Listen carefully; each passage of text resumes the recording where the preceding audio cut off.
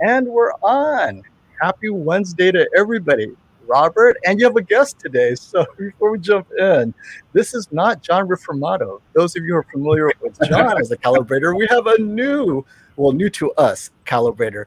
And if you could introduce our extra guest today, Robert, we'd love it. Well, thank you. And it is truly a great honor to be introducing Dwayne Davis, one of the top calibrators in the world. Literally. Right. This is the Dwayne from, or otherwise known as D-Nice on AVSForum. Is that correct? That's is correct. Awesome.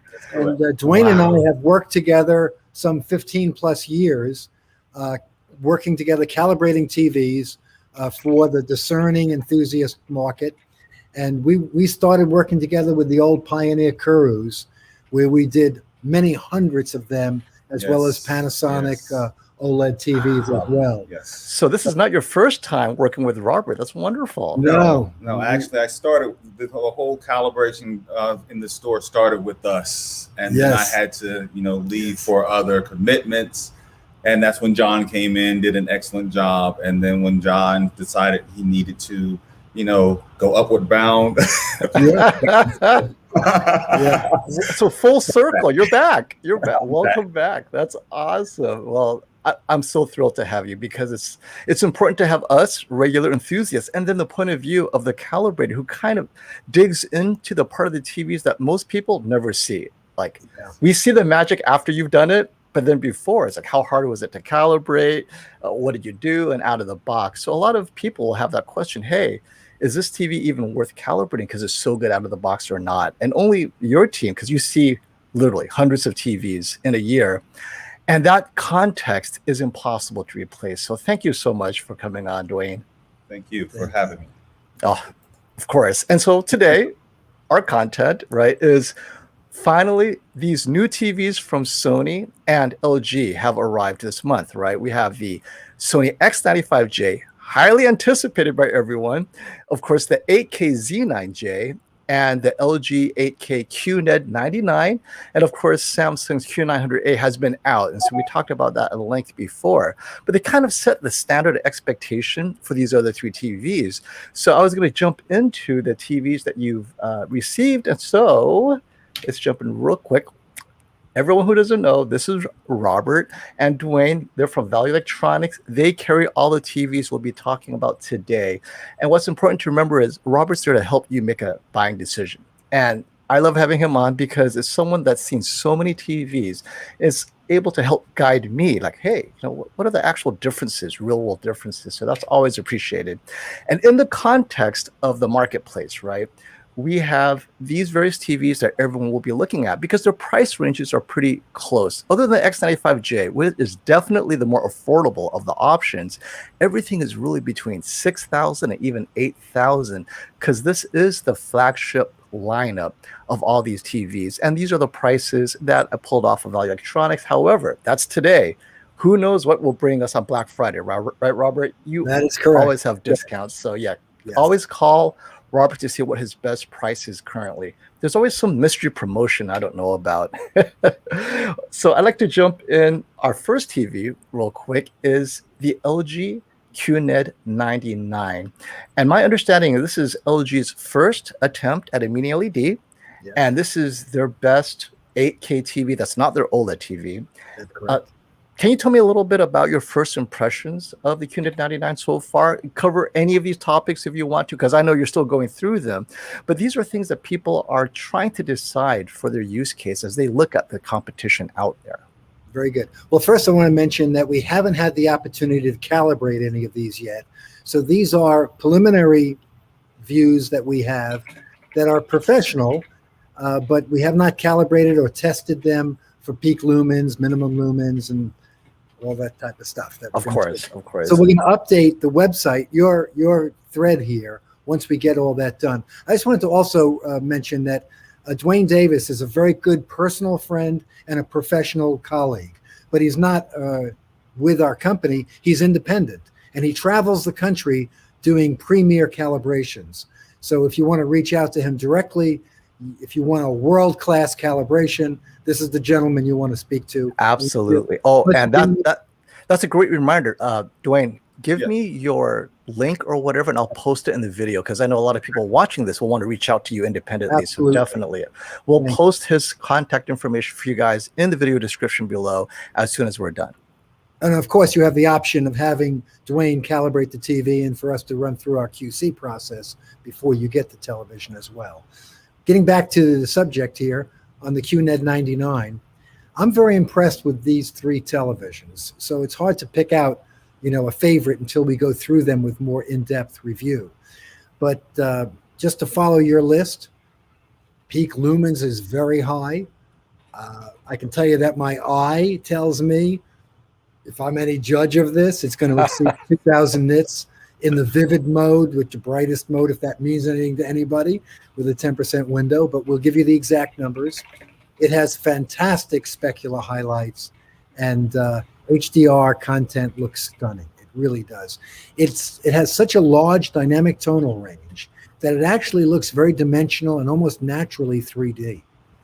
So they bravo to these 3 TVs for delivering a large, full dynamic tonal range like that. Black levels are excellent. The black bars look very black. You do have a little bit of shadow detail is excellent. You do have a little bit of glow and halo. They are LCD backlit TVs, whether they be mini or not. So there still is a little bit, especially when you're viewing off axis. When you view on the center line, it's minimal, but it's there if you're, if you're sensitive to that, and that's going to be a bother for you. You want to buy an OLED, not anybody's LCD. Okay. So set the expectations. This is the best we've ever seen of any of the LCD backlit or TVs or mini LCDs. What about the wide viewing angle? Is the QNED99 still a great wide viewing angle TV like its predecessors? Yes, it is. Yes, it actually is. Going back to the black levels, I of course have only seen it during the daytime, so I haven't really got the opportunity to watch it in a light control room. However, this is one right beside me, and I can tell you for an IPS panel, it is impressive in this ambient light that we're currently in. It is very impressive with the black levels.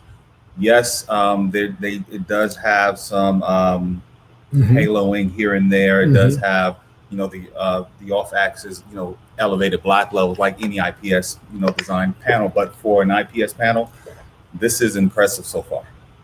So far, it's very impressive. Great.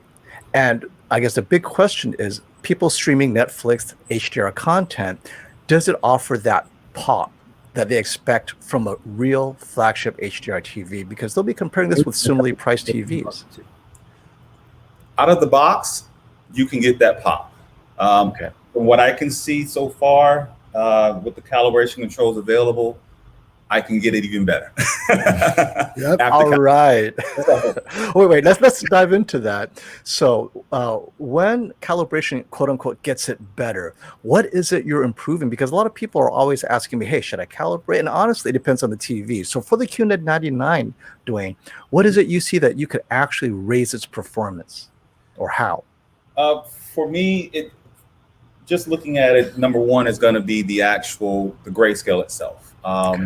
That when it comes to pop, color, along with the contrast, dynamic range, that's the step. So I can get this grayscale to be where it needs to be, and perfect for colors and skin tones and foliage and et cetera, et cetera. The dynamic range itself with the contrast, I can make sure that you get the best black levels possible, and at the same time not sacrifice any shadow details or any gradation steps coming out of black all the way up to the maximum light out actual display. So can't wait. Yes. Yeah, and that's the thing, is I can't wait, because where we're finding this year is, I'm sure you've seen it, the near black is where every TV is doing their own thing, and only a calibrator can tell you exactly what you're giving up, if that's important to you, right? Some people they don't even notice, but it's fun to talk about. Exactly. All right. And what else would your calibration, or how else would your calibration raise the performance of this TV out of the box? It'll raise the performance because it'll align it more so with what the actual content creators wanted you to see. In regards to specular highlights, following when it comes to HDR and Dolby Vision, following the PQE OTF curve, which is how basically light transfers from black to maximum light output of the actual content and what it was mastered at. Just making sure it follows it precisely. SDR, making sure that SDR is primed to be up converted correctly to 8K resolution on this thing by making sure all of the correct settings are set up where it's not, doing any edge enhancement or, losing any details here and there. Since we're talking about your approach, and because even calibrators have a standard, but within that standard, you have your own preferences. So Keep It Classy is a regular, and he has a great question for you, right? You may have seen this. He says, hey, D-Nice, do you prefer local dimming set more accurate at the cost of more blooming, like Vincent, he's referring to Vincent To of HDTV Test, or set for less blooming at cost of minor detail? Good question. Good question. Very good question. I prefer accuracy. Okay. When it comes to local dimming, there's going to always be a trade-off because of the zones. None of these displays have enough zones where the blooming is going to be at a point where it's negligible. So for me, I want to make sure it's as accurate as possible and it matches as close as possible to the artwork of video. So that everyone who's viewing it can enjoy that content creator's presentation. So I'm more for accuracy than, the loss of detail. And now you mentioned that none of these TVs have enough dimming zones to get you to where you want to be, but we do know that your team is going to be getting the dual cell Hisense. Is it there? When is it coming? I mean, this could settle the argument once and for all. Yeah. Yes, it should. It's done right. I will say that it has to be done right. It has to be done right. Right. On paper, it should settle the score. But now, the implementation is what I want to see. That's right. Exactly. So, Robert, tell us, when are we going to see this Hisense U9DG, which I know you're carrying? Yes. Before we move on, tell the people, what are your expectations about when you're going to be receiving the Hisense dual cell and the sizes and if possible, the price, because people might want to consider that TV. Sure. Well, it's only available in one size, the dual cell, which is a 75-inch class. We're getting the very first allocation, and we bought them all. And that'll be here the middle of this coming week. So there is a slight delay, middle of this next week, so a week from now. And I am very optimistic for this TV. It has a little over 2 million local dimming zones because there's a 1080p LCD panel sandwiched right behind the 4K panel, and that becomes the local dimming. So it has 2.1 million local dimming zones and thousands, tens of thousands of small LED lights behind it. So the specs, as Dwayne so properly said, are exceptional. Now we have to see the actual performance in real life, and we'll know that in a few days.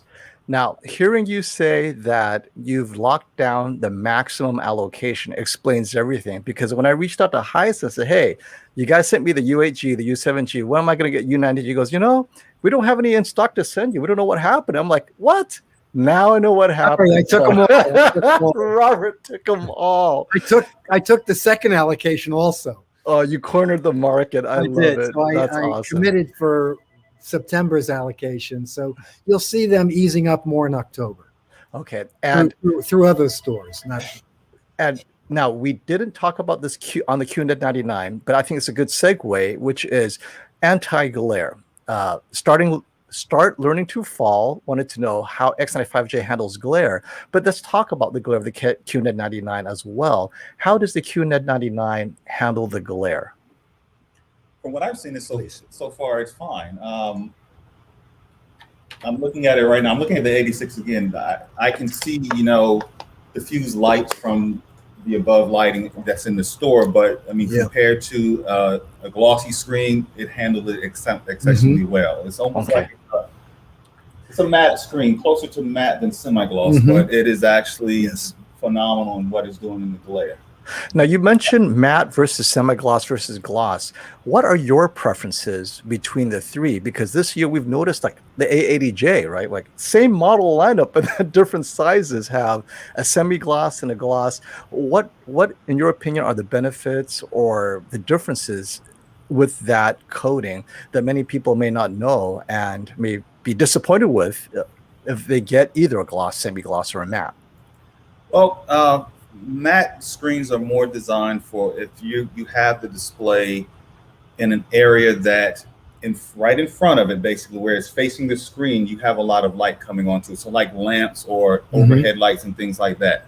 That's where a matte screen may be beneficial to you because it will diffuse that light itself and not be an actual distraction while you're watching actual video content on the screen. Semi-gloss is similar. It's like a hybrid in between a gloss and a matte screen. So it does diffuse, but at the same time, it does not diffuse as much as a matted screen. Glossy screens are designed to basically give more perceived dynamic punch to an image. Yes. And in those instances, if you can control your lighting in your room, that's probably the best way to go because it'll give you that oomph that people like to see in actual images. Personally, what are your preferences, Dwayne and Robert? Because you guys could choose any of these TVs. Given a choice, because sometimes you don't have a choice, but given a choice, which would you choose? Out of which ones? Gloss and semi-gloss and matte. You got those three. I control my light all the way. It's important to control room lighting when you're watching video. Okay. So real quickly, a glossy screen, as Dwayne properly said, adds to the sharpness of the image and also increases the black levels. So perceived black levels. Okay, I like that. So those are the advantages. Disadvantages are glare and reflection. And so personally, I like gloss because like you guys, full controlled lighting, get gloss every single time. But then in a room with a lot of glare, okay. But yeah, and that's why I told people, you guys, if you have a room with glare, you're limited to the number of TVs you could choose. Sometimes OLED is not even in the list. So, but speaking of the list, we're going to jump to the Z9J. This is another highly anticipated TV. So this is Sony's Master Series 8K. It replaces the Z9G, right? And it takes over for the Z8H, which was not a Master Series last year. They're both currently available, right, Robert? At these prices? We're shipping them nationwide. They're currently available. Okay. So have you had a chance to look at these TVs, Dwayne and Robert? Can you tell us what jumps out at you between that and the QNED99? Well, yesterday I had the opportunity to throw in an Apple TV to the thing and watch Mad Max. The very first thing I could say in regards to that actual output from that Z9J is it's bright.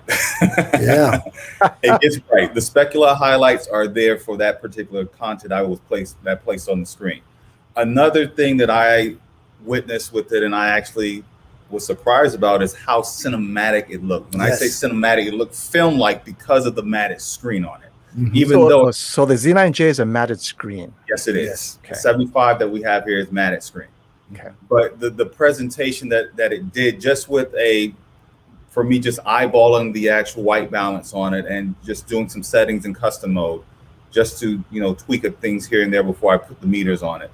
But the presentation of it, I was more impressed with the specular highlights and all of the scenes that everyone likes to use in reviews and things compared to the OLEDs that I love. That's saying something. Okay. Now, having said that, there are some opportunities for that display when it comes to blooming and things like that, that I need to look at with actual patterns and things to make sure that it's just not a configuration out of the box that is the problem, and more so it's just the actual performance of it altogether. But that's coming tonight and tomorrow. And while you guys are doing this tonight with these 8K TVs, Spillage Village has a great super chat question that we're all asking, those of us considering 8K. How does the 8K upscaling on the QN900A compare to the QNED99 and the Z9J? If you had a chance to look at that, please show what you found. And if not, are you going to compare them side by side to look at the 8K upscaling? Yes, I've already looked at that. The XR processor in the Sony is hands down the best. Yes. The LG just cannot stand up to that. I'm sorry, it can't. Oh, that's awesome. And what about the Samsung QN900A? I still give the edge to the Sony. I mean, the XR processor is just dominant this year. And so this is amazing because a lot of people, I'm sure you've heard it, have complained that, wait, the Z9J doesn't have an 8K native feed, but we're talking upscaling 4K to 8K. Yes, it's killing it as an upscale, right? So this is what we're talking about. You feed it 4K with content, and it looks better in 8K than the other TVs upscaling to their 8K resolution. The upscaling resolution. The upscaling. Yeah, upscaling. Okay. Just upscaling. And what is it about that upscaling element that made the Sony look better to you? For me, just allowing the details to come out without adding edge enhancement. Yes. And that's because of the way that the Sony does its actual processing. It's more of a contrast enhancer than it's actually an edge enhancer itself. So it's very, very good at what it does. It kind of reminds me of an old tech from a company called Darby. I remember them, right? For projectors, right? Yeah. But it's Sony implementation of it, and they've done a very good job of that implementation across the entire lineup. I'm just, for me, I typically turn off reality creation. Anyone who knows me, they know that I recommend that thing be shut off. This year, I recommend that it's actually on auto for certain content or manual for other pieces of content. It's that good. Okay. Now, while we're on the topic of the Z9J, so upscaling is excellent. Brightness, obviously, color. A chance to look at maybe black levels or black bars, shadow detail. What were your impressions there? There were some haloing in the black bars, depending on what was on the screen. So I'm going to investigate that. I do know with the sample that we have here, we found an issue, an actual defect with it that may be impacting some of the performance of it. So that needs to be investigated even further. But there's definitely haloing in the black bars. That is definitely there. It's minor. If you're dead onto the screen, it's minor. When you start going off axis, you start seeing it more depending on how bright the actual scene is on the actual screen itself. Now, many people will ask you whether calibration could minimize that, or is that just a nature of the TV and no calibration is going to fix that? Tough question to answer. In general, yes, because it depends on how it's implemented and what the settings are based on out of the box. In most cases, the out of the box settings are designed for bright room stores to attract customers to buy it. Yes. So in that setup, it's not actually primed to be peak performance. So yes, in most cases, I would say calibration can improve that. Okay. I want to just add something to this. Yes, please. I see the glow and halo that we're talking about. No question about it. And Dwayne is 100% correct about the way he described it, and as well as it getting worse when you get off center line. But by far, this has much less of that inherent defect that's in all LCD TVs than any other I have ever seen before. It's just that we're spoiled by a miss of displays that we fall in love with, and they don't have that problem at all. So if you're sensitive to glowing and haloing, then get an OLED. But this has a minimal amount of it compared to all other LCD TVs. And speaking of the unique qualities of the Z9J, so you mentioned that it had a matte screen. It feels like then it's designed for a bright room. So can you talk to its anti-glare and wide viewing angle for people who might be putting this in their mixed use patio with all the windows open? How does that, in that environment, compare to the QNED99? I haven't had that opportunity to really compare them side by side. The way that the Z9J is set up here, it's facing the actual front of the store. So in the daytime, there's a ton of light coming into the store. And let me tell you, this thing can handle it with ease.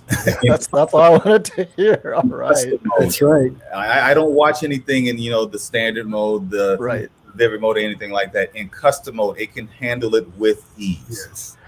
And this is a great segue to our next TV. IRL asks, does the X95J have a matte or gloss screen? And is that different from the X950H? What are your thoughts? I call it semi-gloss. Semi-gloss. That's what I call it. Okay. So it's a little glossier than the Z9J. Okay, so it's a little glossier than the Z9J, but not quite as matte as the, or not quite. Oh, it's glossier. It's glossier, right? But not super glossy, right? It's not high gloss. Okay. I also want to mention about the Z9J that has a very high peak lumens and very excellent deep rich blacks and exceptional color accuracy and color saturation, is that when you're in low ambient light and you see that full dynamic range with HDR content, it has a very large dynamic range, which gives you more detail in the image. It almost perceives to look sharper, and it looks dimensional in 3D.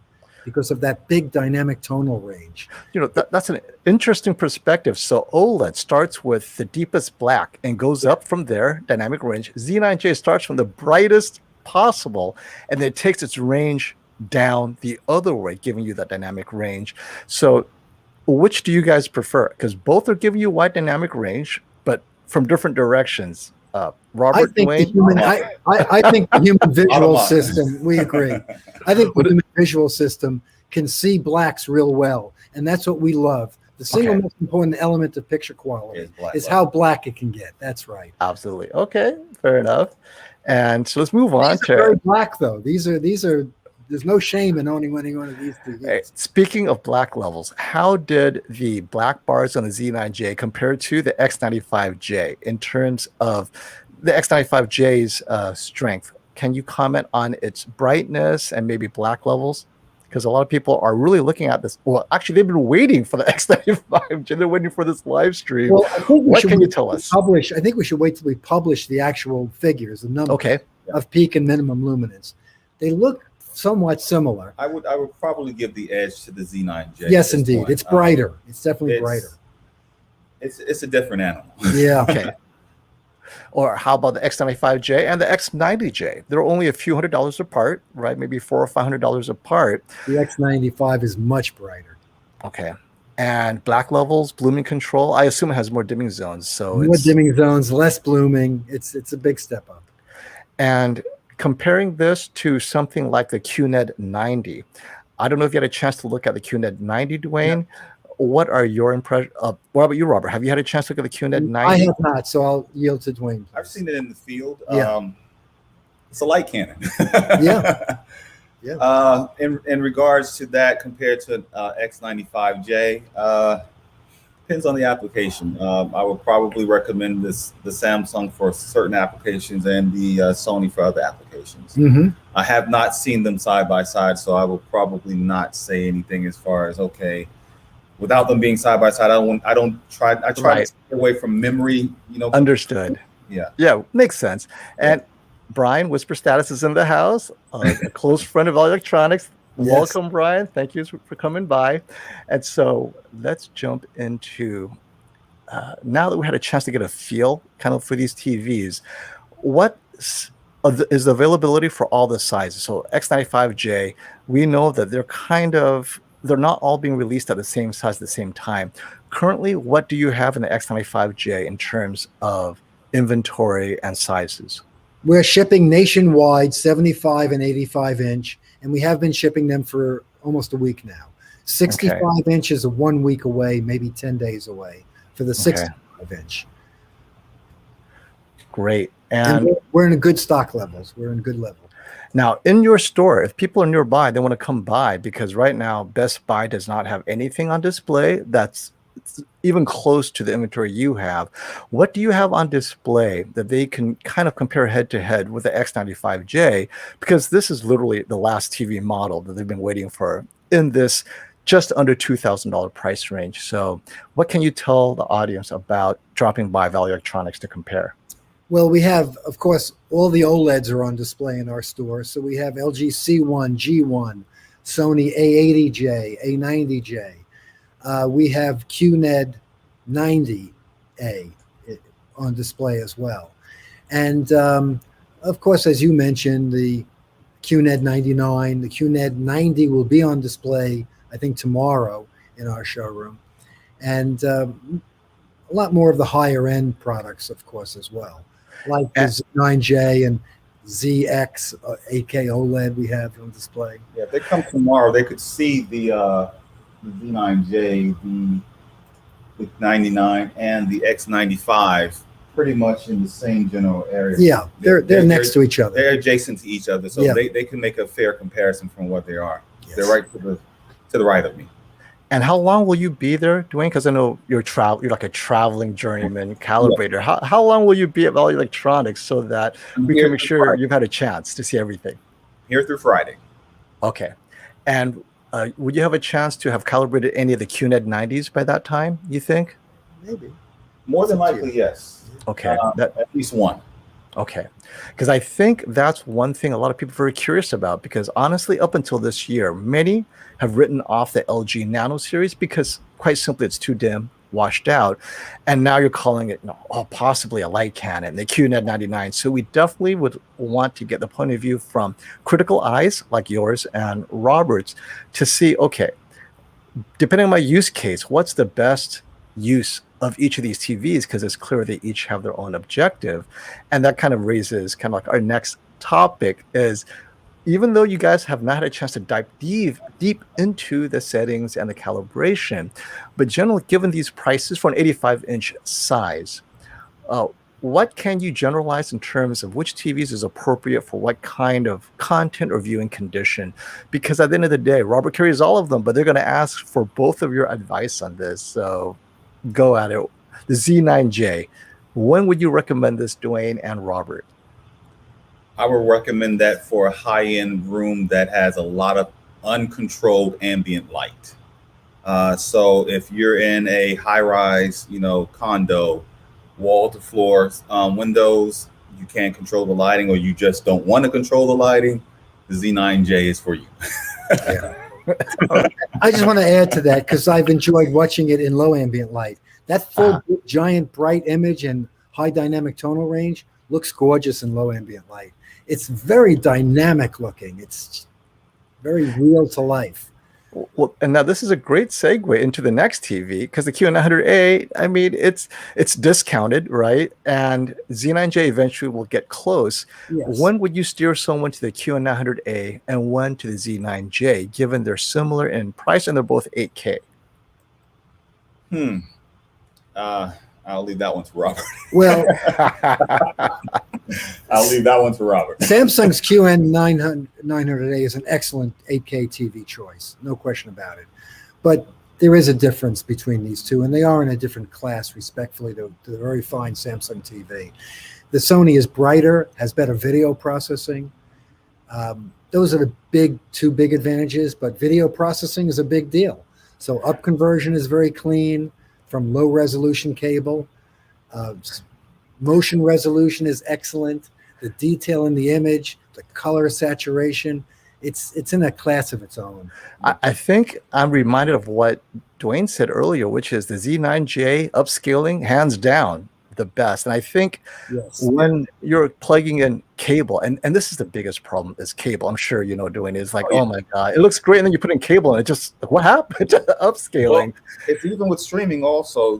Many people don't understand when it comes to streaming, your streaming is actually dependent on your actual service provider, because your service provider has a direct connection to these streaming services, and they vary per service provider.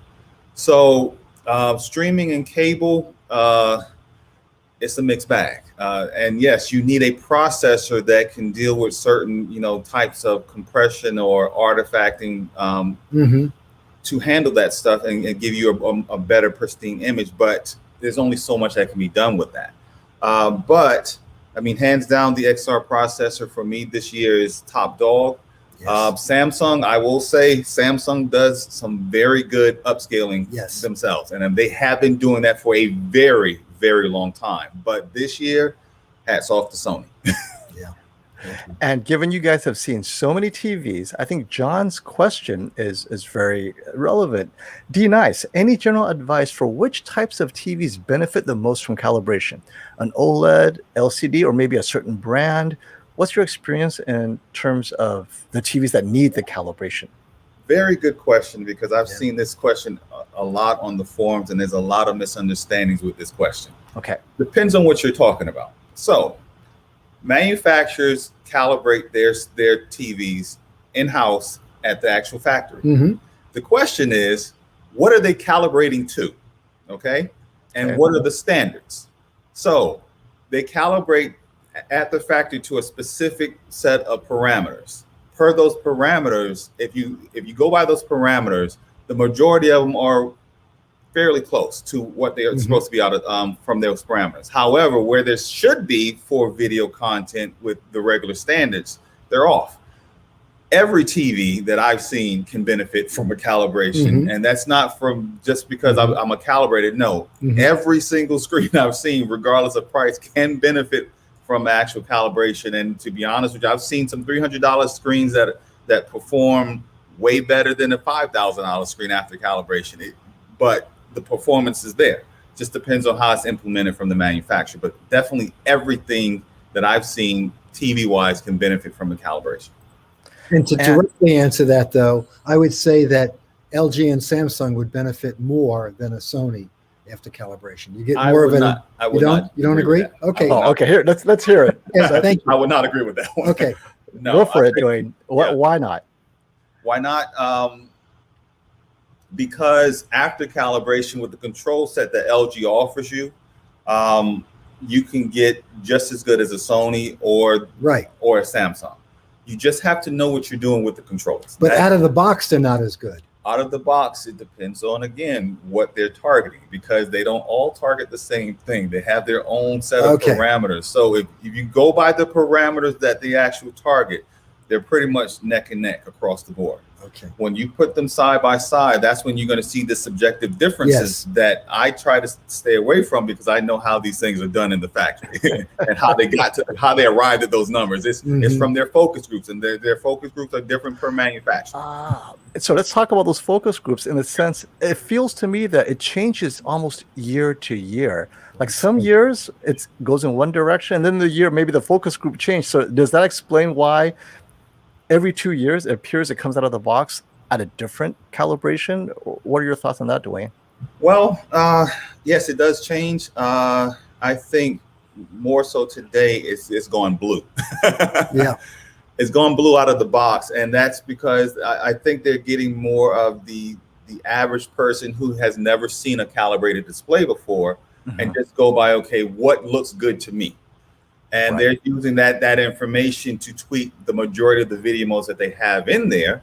And, it's just a bluer image that, yes, blue makes things, it hides a lot of stuff. But to be honest with you, there's so much blue in a lot of these actual displays out of the box that you completely miss the whole purpose of a piece of content, because content have different tones to the actual image itself. And that is supposed to be there to set a mood for the actual content itself. With that out of box TV, in most cases, you miss the whole tone. Because it's too blue. Would you think that they're pushing blue a little bit to make them appear brighter as well? That's also true. Okay. But that's going to be more so because of the technology that's driving the actual panel itself. That makes sense. And for those considering the 8K TVs, because we're talking about at least 3 of the models are 8K. Project Storm has a great super chat. Great show, guys. When it comes to pixel density and 8K, which screen size would you absolutely recommend? I have an 82-inch Q800T on the way. So basically, if you're thinking 8K, what's the minimum screen size to benefit from that? Because obviously not a 55-inch, but distance, right? Well, he's talking about pixel density, which is something different. I would think density itself would probably go smaller in size to get the higher, higher density pixel per inch. Okay. Compared to scaling up in size. So if you want PPI, you need a smaller size. Okay. And if you want 8K and you need a larger size, how large? What's the minimum size TV that justifies getting an 8K? It's or, not, or how far are you sitting away as well? So Yes, let's do that, right? I should have mentioned that. Yeah, it's more so sitting away. And to be honest with you, to really appreciate a true 8K image, no one is going to want to sit that close. That's a great point. Okay. Yeah, you literally have, I mean, you have to be proper. And this is with perfect vision or above perfect vision. Okay. They actually did a study about this. You probably have to be in the 3 to 4 foot range with a fairly dense PPI screen to appreciate 8K. And when it comes to upscaling, forget about it. For me, it's no. I cannot. To be honest with you, I just cannot figure out a way to sell 8K where someone is comfortable sitting, unless it's really for PPI and you're using it for like a computer monitor or something like that. Right. Agreed. That makes sense. And thank you for the super sticker, Magdiel Torres. And Leo has a question. Robert, compare QNED99 IPS panel contrast to the QN900A VA panel contrast. So, and which gets brighter. So I think that's two different discussions. Dwayne and Robert, when you're looking at the QNED99 and QN900A, both different panel technologies, but let's talk about the contrast with dimming zone on, right? We know native contrast might be different. With their dimming zone and their best algorithm processing, which has the better contrast to your eyes? I haven't seen that yet. I haven't had the opportunity to actually evaluate that, so I will refrain from answering that at this point. I don't know at this point. Yeah. I think it's the QNED99. It's shocking that an IPS can deliver that deep blacks, and it's shocking. This is a different panel this year, and LG Display's done an excellent job on it. The blacks are very deep and rich.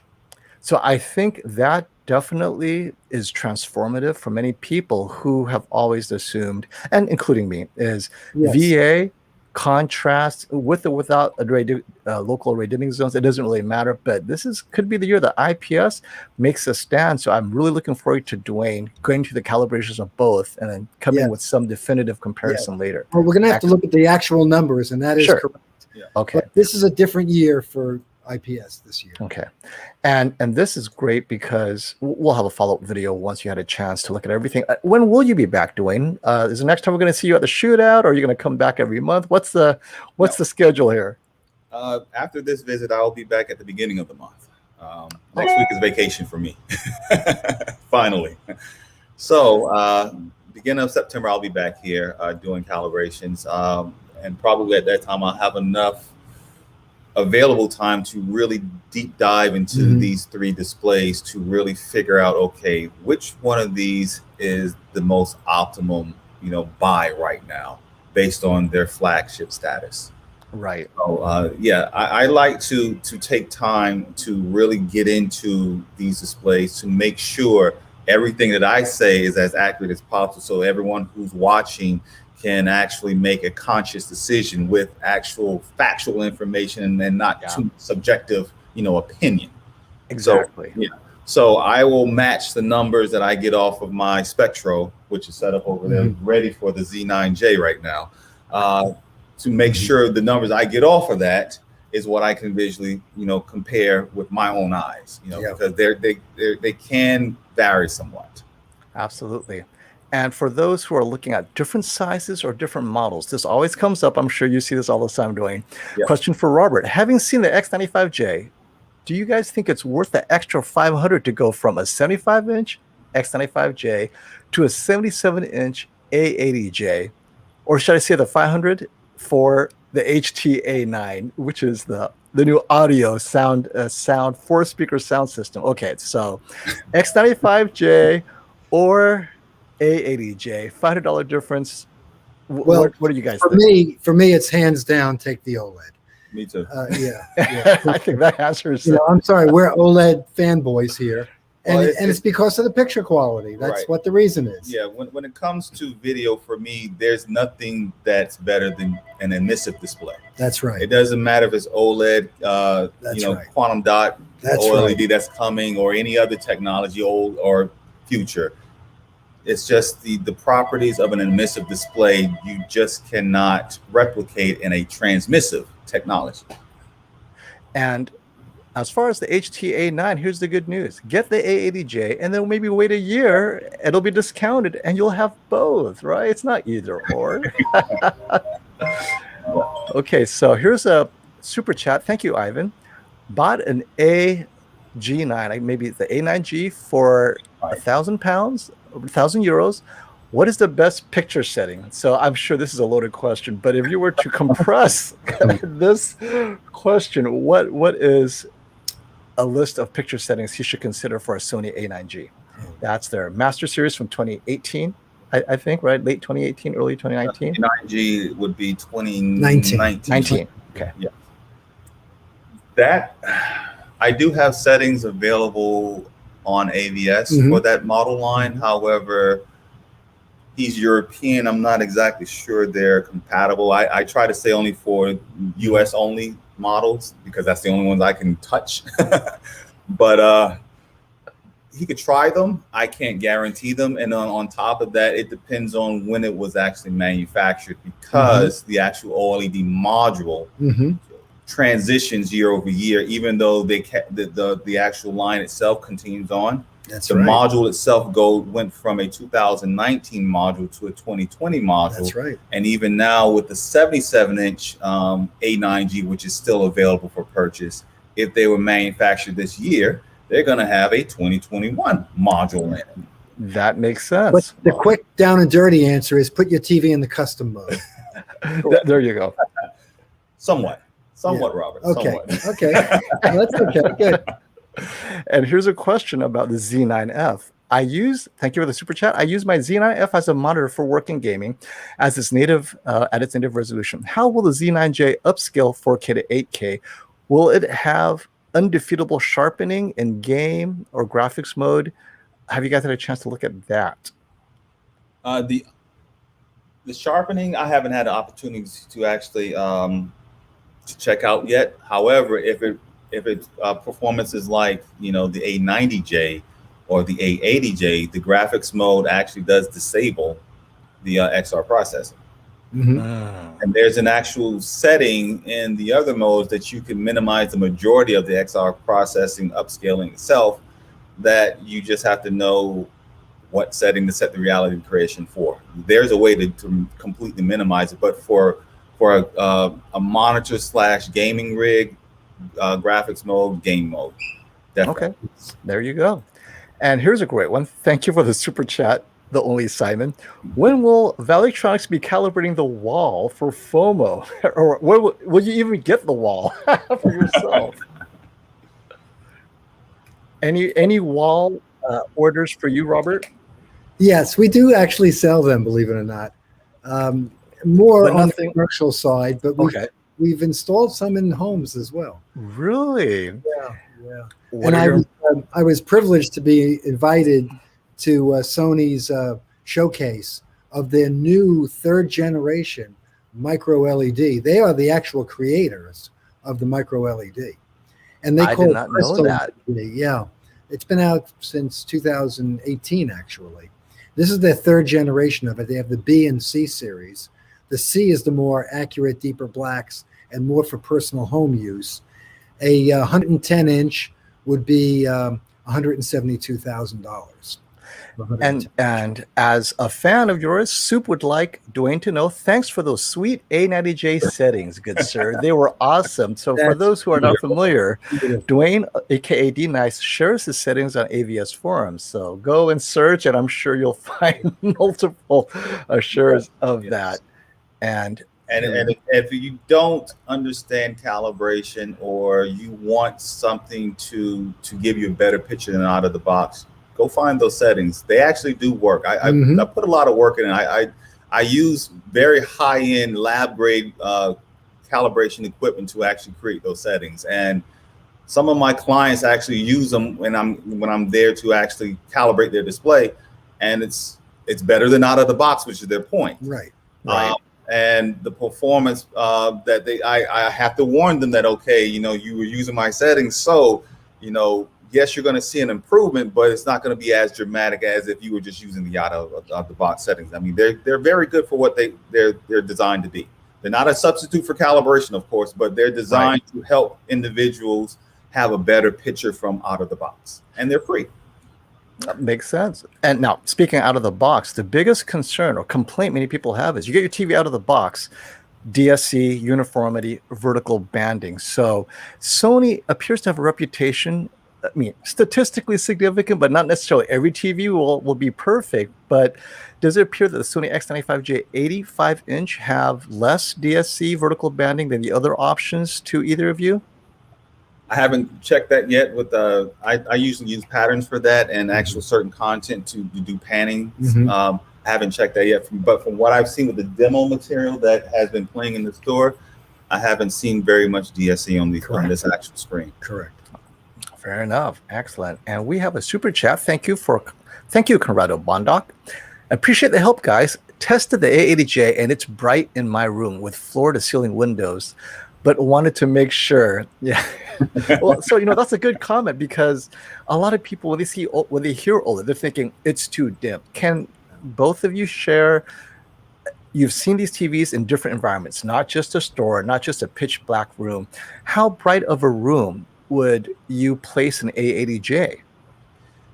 It depends on the size for me, because the 55 and the 65 A80Js do not perform at the same level as the 77-inch A80J. That's right. So the 77 A80J is right below the A90J series on the OLED side. I don't understand why people think these things are dim, I should say, but they can handle a bright room perfectly fine. This showroom has plenty of them in here that I'm calibrating, and I don't walk past and say, wait a minute, you know, that one's a little dimmer or it's way dimmer than this LCD that's right here. I don't know. I don't understand it. No, they're very, very bright. So it's a very bad misconception when it comes to OLED and brightness levels for bright rooms. These 2021 model year panels can handle it with ease. Yeah. Remember, these are brighter than LCDs of 5 and 10 years ago. Yes. So what are people talking about? Yeah. You know? Right. And also, just to add to that, please, the dynamic range is even larger on an A80J than it is on these very ultra bright LCDs. Correct. Because it starts at pure black. Correct. And the human visual system can only see a certain dynamic range. We call it f-stops. Correct. So when you see pure black against the peak lumens of an A80J, our brain tricks us to think it's much brighter than it actually physically measures. So they perform very well in high ambient light. Right. And you don't be fooled. Correct. And you also don't want the display to be too bright, especially in a dark room, because your That's pupils right. start to contract. Yeah. Dynamic range That's anyway. correct. So it doesn't matter if it's 10,000 nit display. You're not 10,000 nits anyway. That's right. Right. This whole 12-bit Dolby Vision 10,000 nits is like, Yes. all you see is a bright spark and everything else is dark.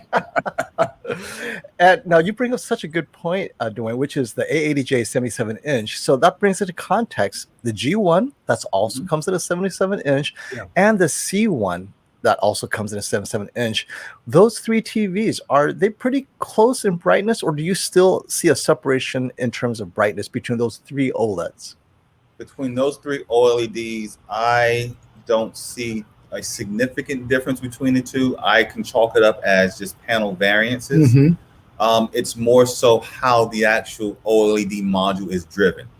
LG drives their modules in a certain way compared to Sony. Sony prefers to try to boost all 4 subpixels. LG has a tendency to want to boost the white subpixel more than the other 3 subpixels. What that does is on the LGs, with certain specular highlights on the C1s and the G1s, it will appear, and I say appear, brighter than an A80J. However, if you sit there and you start looking at the actual information available in those highlights, you will see on the LG, it's all white. Where on the Sony, you have definition in color. It may be muted color because it's an OLED and it can only do so much with 4 subpixels. Right. But you will see more color in those specular highlights on a Sony than you will on an LG because of how they drive those subpixels. So overall, it's a wash. But when people look at, you know, nit numbers and things like that, they'll say, oh yeah, the LG can get brighter. Yeah, in a white subpixel world, you're absolutely correct. But we don't live in a white subpixel world. We have all the other colors around us. I want to see all the other colors. Agreed. And that's exactly what I observed as well with Sony is they clip the brightness to preserve that color range, and the LG just blows out the colors, but it's like, wow, it's HDR. And then you look closely, but unless you're side by side, you really don't see that subtle difference. Yeah, excellent. Thank you for the super chat, Evan. Robert, is it possible to get an interview with one of the engineers at Sony to go into greater detail on how that XR cognitive processor works? So yeah, that's a good point. I mean, any chance of bringing on maybe someone from Sony to discuss the XR processor, because it appears to have made a great impression on everyone, reviewers and retailers and owners. Any shot of that? That is a good possibility. Sony has honored me with the privilege of being on something brand new they started. They call it the Council. Oh, I'm on the Council for Sony, and there's a handful of people that were selected for that, a very small handful. So we work directly with the product development and the senior engineers on enhancements and fixes and the future that we're looking for in television performance. So I work very closely with Sony on the development, and they've given me a lot of information on their cognitive processor. So I could probably please. We could have a special live stream where we just focus on this XR, because so much of that was hype at CES. And then, hey, it's marketing. But then when we actually saw the TV, it's like, I have the A90J that you and John calibrated. I was like, this thing is a jump finally above my A9G. I had no reason to move from the A9G until the A90J. So this is the biggest pretty excited year we've seen in many years. This is a great year to buy a TV. And well, I'd love to hear Dwayne's observation. What do you think of the XR chip, Dwayne? Because you've been doing calibrations also forever. What is the jump with the XR chip from your experience? I'll put it to you like this. Okay. So every year I go out and I purchase these TVs at the beginning of the year to evaluate them, to see, okay, what's new? How can I calibrate them? What can I offer, as far as knowledge to everyone, on the forums or out on the web, to help them with their actual purchases. And this year, I was only interested in getting an 83-inch model OLED because of the size. Okay. So first model I got in was a 55. The second model I got in is 65.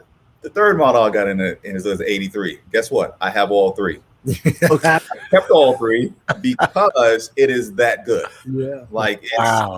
It's amazing. So I went from only wanting one OLED this year to getting three, and I need another one. So this is the time to say, stop the FOMO. If it affects Dwayne, who else has a chance of resisting? It's that's awesome. I was pleasantly surprised with this Sony model year when it comes to that XR processor. And like I said, I am not a fan of any over processing. I'm a purist in that regard. But what this actual processor does, it does it so well that I had to reevaluate my own standards basically in regards to the actual this processor. So I'm just flabbergasted over the performance of this XR processor. And to go to the other side of things, I wanted to mention this super chat. Thank you, Leo, for the super chat. Thanks, Robert. Because of you today, I have decided to keep my QNED99 and not return it for a different TV. I don't know, after Dwayne's glowing assessment, maybe he will. Finally, a true review. And we talked about the QNED99. It's bright in a bright room. I mean, it's a completely different TV. Also, we should have mentioned, it has 4K 120 Dolby Vision gaming. Yes. The Sony is a movie cinema TV. If you want gaming, it's not going to support 4K 120 Dolby Vision gaming, right? That's right. That's correct. But I think there's a problem with the Dolby Vision gaming on the LGs right now. Oh, I think there is on the OLEDs. I'm not sure about the QNED99. We'll find out. We'll find out. Yeah. I just want to be honest. I think there's something wrong with it, but I know LG's working on the fix. So yes, they are. I don't want to, mislead someone in thinking it's just perfect because I haven't tested it. But hey, if it follows the line with the rest of their stuff with the same firmware, it probably has the same problem. And so this is kind of the list of the TVs and the respective prices. And I think the Sony X95J is definitely at the 85-inch. I've been telling people that it ends up actually being a pretty good deal because the TCL 8K 75-inch is already $3,000. Mm-hmm. I think Sony is actually charging for what I believe is a very good 85-inch TV, a fair price. Once you mark it in 3 months from now, it's not going to be $4,500, right? Black Friday. I mean, I think by winter it'll be $4,000. For 4,000 85-inch TV, let's say 3 months from now, what other options do you guys have in mind that would compete with the X95J at that price point? Because a lot of people are getting an expensive TV for the first time, and 4,000 is a lot of money at 85-inch. What other options would you guys suggest? Probably the 83-inch C1 at that price point.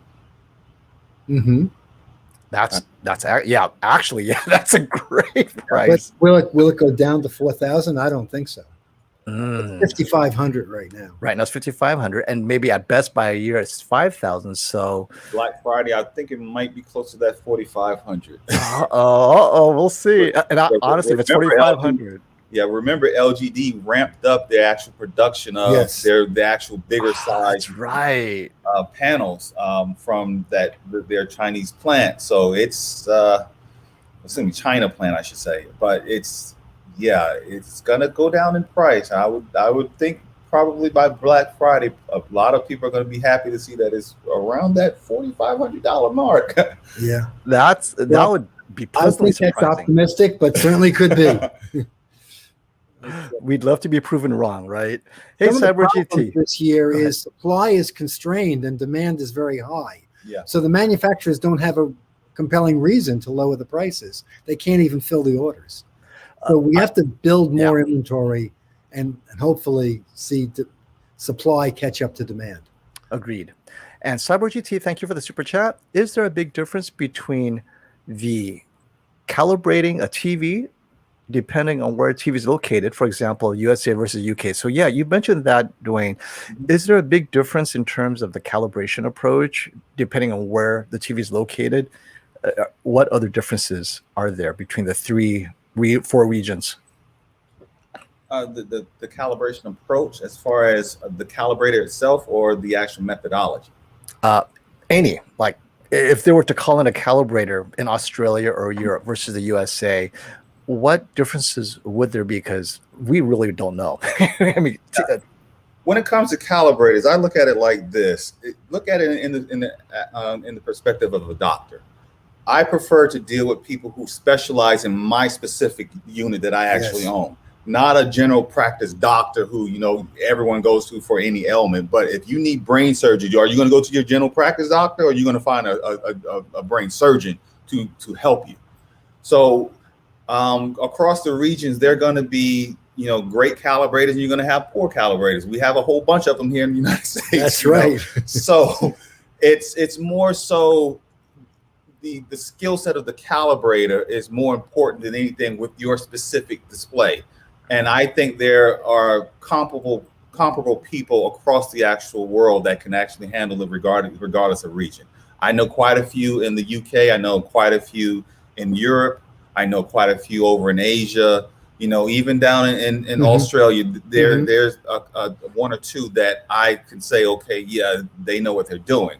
But yes, per calibrator, you're going to find that they have their own style and their own techniques.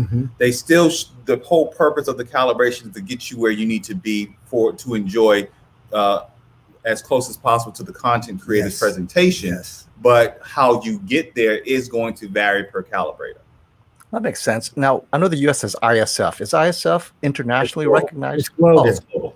But also remember, you have different television standards. They have the PAL standards there. We have NTSC over here. Right. Or 50 hertz. Right. Right, Correct. 50 So, hertz, yeah, 60. Thank you, yeah. Filmo. In general, yeah, that's going to be the Right. differences between regions. But at the end of Yes. the day, the whole purpose is to get you close to those content Yes. creators, vision, and that's Understood. global, and that should be standard. And also, they're assembled globally in different regions. Correct. So in some cases, some components might vary from one region to the other. Usually not, but some components will. And that makes sense. Now, Asi Khan has a question, maybe a request. Is there any way we will get 3D back? I love my Sony Z9D. Now, you're on the Sony's council. What are the likelihood? Any rumors that they're considering 3D? What are your thoughts on that? You know, I wish there was, but Zero. zero is the correct answer. But you still have projectors available. And those VR, right? The VR? That's correct. That's right as well. So we still have ultra short throw projectors, which are like having a big TV, and you still have long throw projectors that are 3D capable.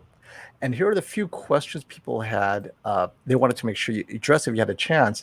AVR inventory.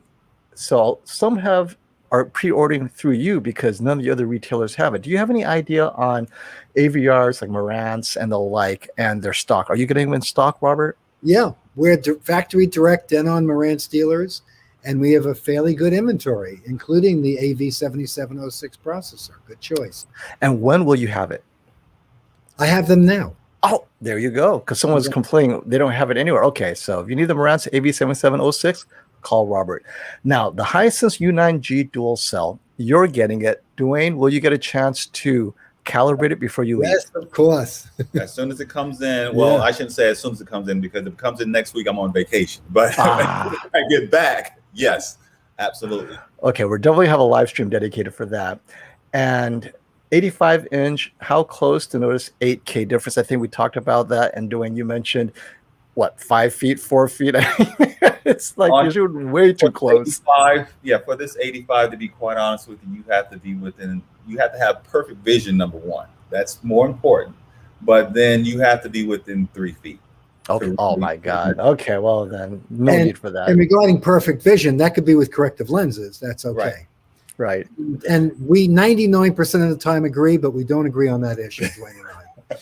Well, what is your assessment, Robert? So how do you disagree? I think you can see a difference in the detail of the image on an 85-inch TV from about 5 or 6 feet away. So it's not like we're having a big fight here, but right.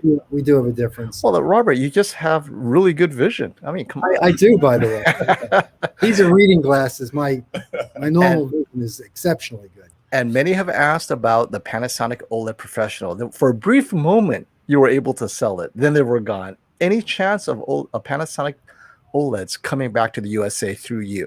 Well, I've been told I have a very tenacious personality, and I will never stop asking. But I would say the likelihood is less than 1% for the 2021 model year. Okay, fair enough. And if anybody gets it, it will be us.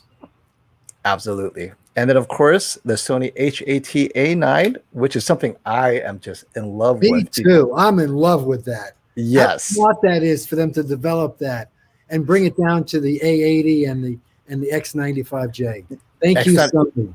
Especially the X95J. Here's an affordable TV where you add 4 speakers and that's it. No sound bar. The TV is a sound bar. When do you think you'll be carrying this and packaging it with your TV? I'm in line for the first allocation. It'll be no later than the end of September. And I'm hopeful for sooner. But we're strongly committed from Sony to us. And I had to show people to see that little hole there. Yeah. That turns your TV into a center channel, dedicated center channel. So now your TV actually does something, right, with its audio. It just doesn't turn off. Me or not, FOMO, I put you on the list for direct ship on that. Yes, thank you. I'm so excited. You're in that list. There's nothing you can do about it. Thank you for that. Yeah. I can't wait to review that. And we have a couple of super chats here. And I know you have to leave soon, Dwayne. Get back to calibrating all these TVs before you head out. A couple of questions. Thank you for the super chat, JMac. Best to watch hockey. White background, fast-moving play, X95J, A80J, or QN900A dark room. Well, guys? I'd pick an A90J. I would still pick an OLED. Yeah, I would too. With the correct settings on it. It's the response time is going to be better. You're not going to have the ghosting that you will see on an LCD. Good points. Now, when you said the correct setting, A90J, what is the hockey setting? What would you throw out there? Oh wow, it's very subjective. So for me, it's getting as close to plasma, because we can't get back to CRT. No one can get to CRT yet in right. It's not happening at this point. Without plasma was good though. Right, without bringing in soap opera effect which most people like. For the OLEDs, I recommend at this point turning the Cinemotion off. Okay. And putting motion flow on to custom, and then either using a smoothness of 1 or 2. 2. I like 2. And in a dark room, how do you minimize ABL if you can for the A90J? Well, that's another problem with the A90J. But I also want to mention, because hockey is a video native to video, it's not a movie that was shot on film. Right. You can add motion to 2 without disturbing. That's my take on it. I don't know if you agree. What was the question again? ABL, right? ABL. Hockey is the #1 question. That's why a lot of people just automatically cross out OLED. And that's where LCD will perform better. To eliminate ABL on any OLED is you have to have the max light output of the display below the threshold of when the ABL triggers. That's right. Okay. So on an A90J, that's around 180 nits or so. So if you have your display calibrated or adjusted, I should say, to where the light output maxes out at right at 180 nits, there's no ABL. And 180 nits is plenty bright for SDR. Oh, yeah, absolutely. What I think they may be asking is, how do you minimize the dimming from the actual safety features of the actual TV? Okay, let's talk about that. So in that instance, in a dark room, if you just have it below, I think it's 150 nits, you should be fine. Yes. It's not going to, especially on the A90J, you can forget about it trying to dim the screen, unless it's on a pause screen for greater than roughly, I think 4 to 5 minutes is when I've seen it actually starts to dim stuff down at 150 nits and below. But as you go up in brightness level, yes, you're going to run into where its safety features kick in to help protect the screen itself. Right. So just keep it out of the box. If you use custom mode, put the peak luminance setting to the panel luminance, I should say, to low, and you can have the brightness at max. You should be okay. Wow. And of course, since many people opt to have the value electronics calibration, maybe they should opt for the hockey setting on one of the dedicated picture pro. Can you give me the hockey setting right now where they don't have to worry about it? Because it is a lot of people, right? They just, hey, I don't know. What is it? What did he say again? What was that? Because there's just so many settings. So everyone, if you're getting value electronics to calibrate and you need hockey, just tell them, give me a hockey setting. Then I'm done, right? And another super chat gratitude to Dwayne. D Nice, thank you for the wonderful settings for the A90J. Robert, do you happen to know the exact date when Sony is going to release VRR ALLM? Any updates on that? There's no exact date, but it is confirmed to likely be December of this year. And when I was told that, I said early or mid or the end of December, and they would not answer me that question. But what they're waiting for, from what I understand, is that there'll be some changes in the HDMI spec for both eARC and the control. What's that control again? HDMI control? The ALL? Yeah. ALLM. No. No, where it turns other equipment on and off. CEC, Consumer Electronics Control. Got it, CC. The engineers are waiting for the HDMI spec to be formalized. There are changes in the works right now because there are some bugs in that. And they're waiting for HDMI specs to be updated so they can make one firmware update. Okay. Well, thank you for that, Rob, because I know that it's hard to pinned down to manufacturer and exactly, and you can always change it too. So it's not Robert's fault if they go, you know what? Fluid, it is. Yeah. But it is a guarantee, by the way, from Sony's execs. Good enough. But now, it's been delayed more than once. Last call for questions for Dwayne. I don't want to hold him too long. Robert will still be on for a bit longer, but Dwayne needs to get back and do his thing. So if anyone has questions about calibrations or specific to D-Nice, ask now, or the next time we'll see him is whenever he comes back on break. But we'll have a lot of good information. He would have calibrated all the TVs, including the Hisense dual cell, which I am very excited to get your impressions on. And let's see here. Okay, well, Dwayne, any last words before you leave, Dwayne, in terms of the TVs that we're talking about today? So we have these TVs up. Let me pop it real quick. Now, we know how much you love the XR chip. Mm-hmm.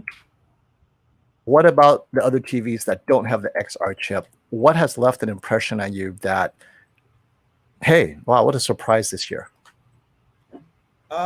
For me, the Samsung is just the brightness levels of it. Mm-hmm. For the LG, just what they did with an IPS panel is mm-hmm. amazing right now. That's a good summary. Yeah, it's a very good summary. You know, LG, hats off for what you did with this 99. Yeah. So I'm just excited just to get to work with the actual 99 right now to figure out, you know, okay, how do these controls work? How can I make it better than what it is? And that leaves this last super chat, reality creation, right? Talk about the controls, upscaling engine. Mm-hmm. But yet it's great with 4K content, also breathes life into lower res stuff. How does reality creation work exactly? So you've mentioned before, Dwayne, that you normally don't use it. What is it doing this year that's so different that you're actually implementing the reality creation engine? It doesn't have the edge enhancement that's typically mm-hmm. there when using the wrong reality creation setting itself. Like last year's model, the A80H OLED mm-hmm. or any of the H series LCDs, when you left the thing on out of the box manual with a setting of 20, with regular content, you can see the sharpening. With the XR processing with the same setting, that sharpening is not there, but at the same time, the detail that you see in the actual image is more available mm-hmm. to you than it is when the actual setting itself is off. That to me is the night and day difference between the years and the processing changes over the last generation of actual models.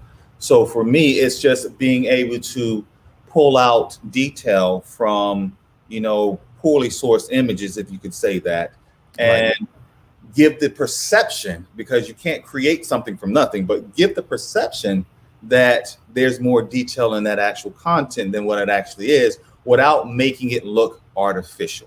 Mm-hmm. That's what the processor is doing, and that's what it's doing very well. Mm-hmm. And outside of the processor, this is a great super chat question, is being that Philips doesn't sell their Ambilight TVs in North America, do you think the USA consumers are missing out on a unique viewing experience? So I assume the Ambilight TVs have that built-in bias lighting that kind of adds an extra lighting effect. What are your thoughts on that sort of effect for a TV in the viewing experience? I do not agree with that ambient light whatsoever.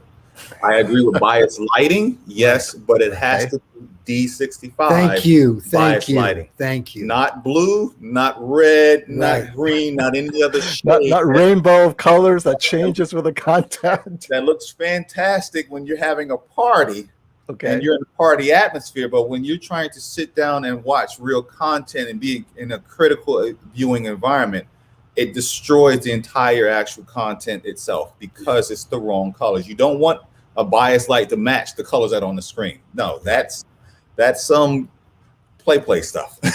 So a quick story on that. I had a very good client of mine that asked for bias lighting that would change color. Mm-hmm. So I called my good friends at Medialight and I said, listen, do you have a bias lighting that'll change color? He says, is this Robert Zone? No way. He says, "Is this your evil brother or something?" Or how could you ask me that? That is funny. Well, and I think that takes us to these little. Well, this question, I don't know how to address this because it's also deeply disappointing to me that the Samsung 55-inch QN900A is an ADS panel, apparently, and the color is pinkish and red, and the blooming is notorious. Dwayne, have you seen this effect on Samsung's ADS panels this year? Because I know that many reviewers have been disappointed with its complete different treatment and quality in terms of just the blooming and the colors. What are you seeing with the ADS panels, either of you? I've seen the same thing. Yeah. So I think the larger screen sizes are a little bit better. I don't know if I'm right about that, but visually, without testing it, I thought the 65 and 75 performed better than the 55. And lastly, I know I say this all the time, before you leave, did you say the QN900A is the brightest? No. Okay, so in order of brightness, how would you rank the 3 8K TVs? I can't rank them right now because I haven't measured them. Right. Yeah. All right. So to be answered later. I can assure you it's the Z9J. That is the brightest. That makes sense. Now, where everyone else falls, we'll have to wait for the actual measurements. Okay. So hang on, everyone. We'll continue asking questions of Robert, and we're going to respect Dwayne's time because I know he's there to calibrate TVs, but we'll have him back as soon as all the calibration is done. I think Dwayne's very much enjoying this. Oh, he is. Well, I don't want to chase you away because I know you have work to do, my friend. Yeah, I have work to do. However, I'm just waiting for it to get darker. So, I mean, the live stream is still going. And we can actually do live numbers because as soon as it gets dark, I'm turning on my Spectro and start measuring. Oh, nice. So we have a great question from Keep It Classy, another enthusiast who's wanting to be a calibrator just like you. Do you calibrate Sony HDR at 90 or 100 contrast? Dolby Vision defaults to 100. SDR calibrates at 100, but resets to 90 after 20-point calibration. Okay, what's happening here? What? I know what he's talking about. So there's a conversation that was on the AVSForum about a week or so ago with a very good friend of mine from overseas. And basically, the advice was to calibrate the Sonys in basically extended format, which is 16:255, so that the actual control set aligns with the actual patterns. Now, there's a misconception that a certain calibration software company has forced end users to basically change the contrast setting on a Sony to max to align specific stimuli level for patterns to measure the actual Sony to make everything align. That's not true. Sony themselves designed this actual format. So for me, I'm going to follow what the people who created the actual device is saying. Okay, this is how you calibrate it. Mm-hmm. I've tried the other method. Yes, it does work. However, they're missing the point of it because Sony, unlike LG or other brands, they have transformative maths in place where if you calibrate an SDR image, it automatically calibrates the HDR side of the house. And so much to a point, the Dolby Vision side of the house. That's a whole different ball game. I'll save that for a second. But, so for me, the gist of it is for HDR, which is going to be SDR, I calibrate with the contrast at 100 with the correct stimuli levels that are provided by Sony, not portrait displays. It's Sony that's giving these actual values. For Dolby Vision, I leave it at its max because that's what the Dolby engine is expecting for calibration itself. So yes, 100 for both. After I do the grayscale, which is what this actual question is for, then I reduce it back to 90 to get the actual colors corrected so that, again, Sony Math does the up conversion that it can do to properly transfer that SDR 709 color to HDR BT 2020 or the Dolby Vision P3. Yeah. That answered his question, I assume, we'll go to something that is less over our heads, right? This is one that everyone's asking. X95J over the X950H. Many people have the X950H. They're wondering if the 95J is a huge improvement. Now, I'm sure you all have seen the 950H. First impression, is the 95J a big difference above the 950H? Processing wise, yes. It is. For the actual other attributes of the picture quality, I think it's about equal, probably a little behind, but I'm going to reserve any true responses to that until after I actually calibrate it. Okay. I haven't seen anything that's worse. It's appreciably better in the video processing. Yes. Okay. Now, the one thing, the built-in audio is better too, if anybody cares about the TV. One observation that many had having both the 900H and the 90J is that although they both have the same number of dimming zones, they felt the 90J had much more aggressive local dimming. And so although it gets a little bit darker in the blacks that should be, now the blooming is worse. And so they're wondering, wait a minute, obviously you can't have both ways. Right. Are you guys noticing the 90J has a little bit worse blooming than 900H? Although the 900H will probably have a little bit more lifted blacks. Which is your preference? A little bit lifted blacks, but the blooming isn't as obvious, or go the other way, deeper blacks, but now the blooming is a bit more evident? So we switch from the 95 to the 90s? Yeah, well, the 900H to the 90J, people are noticing that difference, and they're wondering if the 950H to the 95J may have a similar effect. I don't know just yet. I did notice with the 90Js that I did do about a week and a half ago. I did about 15 or 16 of them all 16, at once. At once. But from what I can see, I understand where that question came from. So I will be checking for that on the 95. We'll definitely look forward to that. And thank you for the super chat, Joel. The Z9F have undefeatable sharpening and upscaling, 1080, 1440p, 1080 to 4K in game and graphics mode. This makes me worry the Z9J won't handle 4K to 8K well. But of course, you guys responded earlier that it is defeatable in those modes, the upscaling or sharpening. If they follow the path of the A90J and the A80J OLEDs, then they should be defeatable in the graphics mode and the game mode. Haven't had the opportunity to fully test that yet, but I will let you know once I test it. Okay, so if they follow the A90 and A80, it is defeatable, but we'll see. Right. Perfect. Okay, fair enough. And my guess it is too, just because why would they not, right? But who knows with these TV makers. And I'm very interested in the Hisense dual cell TV. Have you all talked about it yet? Yes, we have, and it's coming.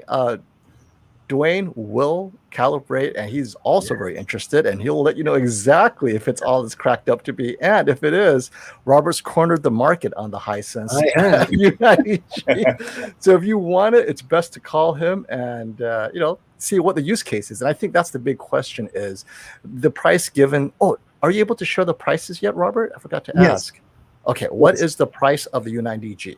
The retail list price is $3,500, and we're selling them at $2,999. Okay, so 3,000 75-inch. So it would be just a little bit cheaper than the A80J or the C1 or the G1 77-inch size, right? That's correct. That's a great point, because it allows people to now have a slightly less expensive option, but possibly brighter. And that's something I'm very curious to see in your measurements. It will be a little bit brighter by about 200 nits than an OLED. It will also have no threat of burn-in. True. So you don't have to worry about that if you have that concern, which you shouldn't anyway. And the big question obviously is, well, average picture level is going to be much brighter, right? I mean, overall the TV could run brighter. Yes. And it won't have automatic brightness limiter, and its full field will be much brighter than an OLED. It could be the ultimate hockey TV. Yes, I would agree. And now tell us about your inventory, because a lot of people have been complaining that everywhere G1s are hard to come by, or the 65-inch G1s, so to speak. Where are what models do you have in stock, and what models will people have to wait when they call so they can set their expectations? So inventory has been very tight this year, but LG and Sony have been very kind to us. And, we're Sony Diamond key dealers, and I'm on that council to them as well. And they do favor those dealers that support them as well. Also, LG, we are what they call prestigious pinnacle dealers. Please forgive me, I didn't come up with the name. And there's a very small select. There's only 7 dealers in the United States that are prestigious pinnacle dealers. And that also gives us first opportunity at hard to get inventory. So we've had good supply when it's very difficult to get these TVs. And we do have a good supply right now. And here's a question that, I emailed you this. I don't know if I had a chance to look at it or talk to Samsung.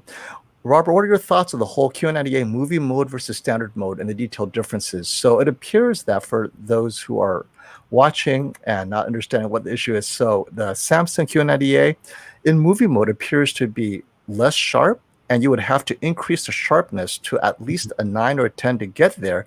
But that may introduce artifacts, whereas in standard mode, it's as sharp as it should be. Yeah. Robert, did Samsung get back to you, or do you understand why they're doing this? Any insight would be helpful. I don't know why, but there's other elements of the movie mode that are important to have. Okay. Color fidelity is a little bit better. Motion is a little bit better.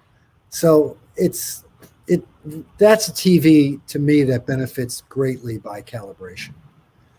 So Agreed. That really can be fixed in calibration.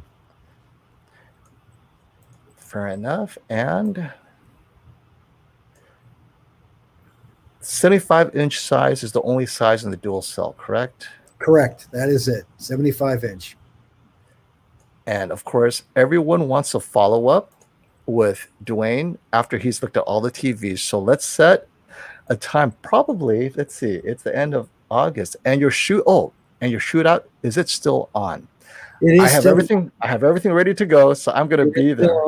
And it's Sunday, September 12th, starting at 9 a.m. Eastern Time. The shootout will launch. And on the following day, on Monday, and we're going to do a 4K event. When that one finishes, we're going to tally the votes, and we'll announce the king of TV for 4K. And we're going to immediately start an 8K evaluation with the 8K TVs. We'll tally them up, announce the new king of 8K TV.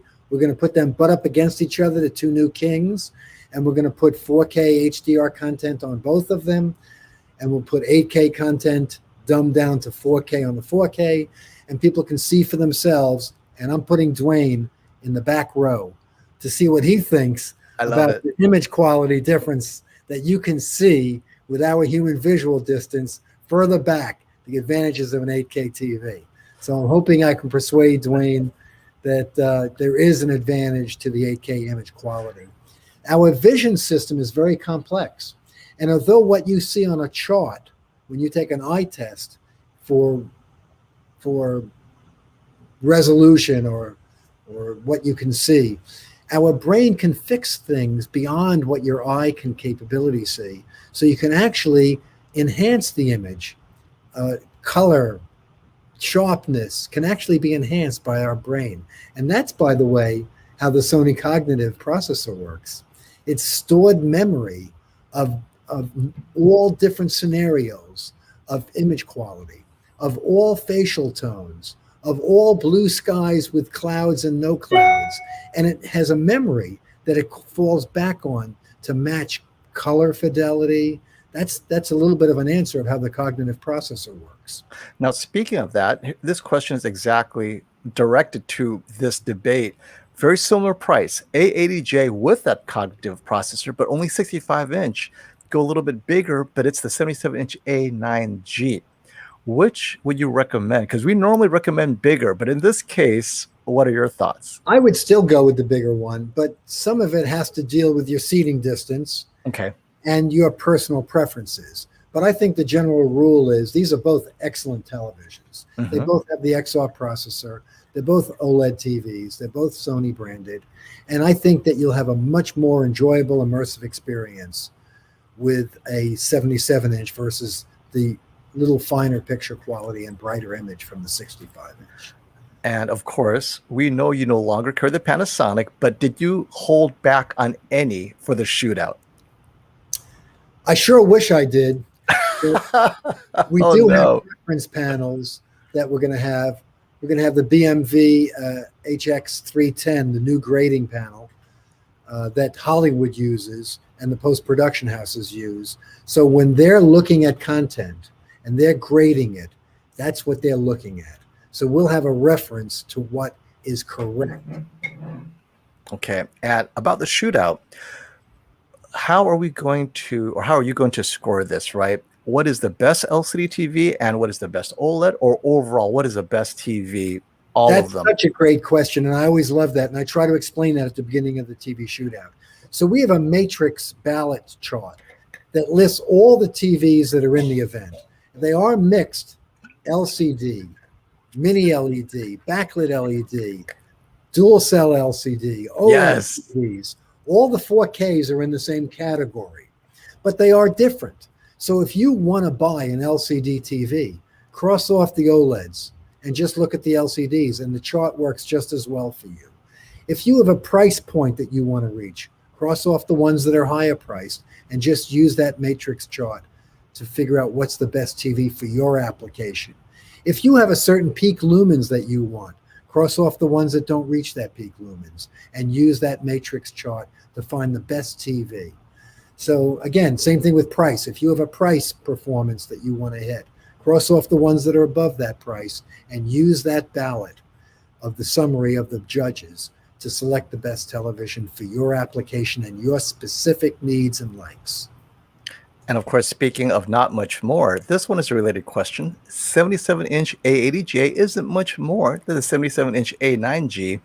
Is it that much more superior now? Now that we have the same size, what are your thoughts on debating between the premium? More superior because, again, that XR processor is the biggest advancement in processing technology that we've seen in many years. It's been in development for over 3 years, and it's a major upgrade from the very formidable X1 processors that they had last year.